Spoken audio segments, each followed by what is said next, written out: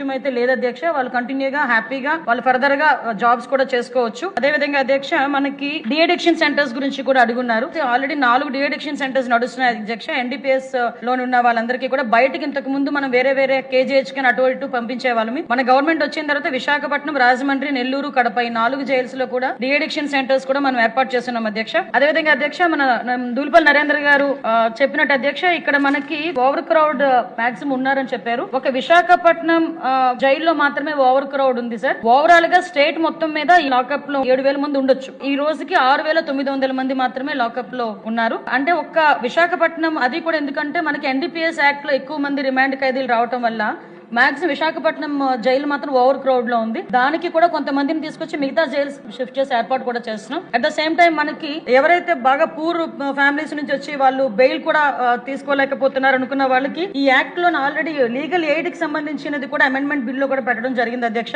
Legal aid కూడా ఇస్తున్నాం. వాటితో పాటు సెంట్రల్ గవర్నమెంట్ పూర్ ప్రిజనర్స్ కి ఫైనాన్షియల్ అసిస్టెంట్ స్కీమ్ కింద అధ్యక్ష 50,000 రూపాయల వరకు వాళ్ళ అసిస్టెన్సీ కూడా ఇస్తున్నాం. అది కూడా మన రాష్ట్రంలో కూడా అమలు జరుగుతుంది అధ్యక్ష. రిమిషన్ గురించి అడిగారు అధ్యక్ష. లాస్ట్ 5 సంవత్సరాలు రిమిషన్ అంటేనే మర్చిపోయారు అధ్యక్ష. మళ్ళా మన గవర్నమెంట్ వచ్చిన తర్వాత గౌరవ ముఖ్యమంత్రి గారి చొరవతో ప్రతి సంవత్సరం కూడా 3 సార్లు రిమిషన్ మీద కమిటీ కూర్చుంటుంది అధ్యక్ష. ఇప్పటికీ మనకి ఇంచుమించుగా 19 మందిని రిలీజ్ చేయడం కూడా జరిగింది అధ్యక్ష రిమిషన్ మీద కూడా.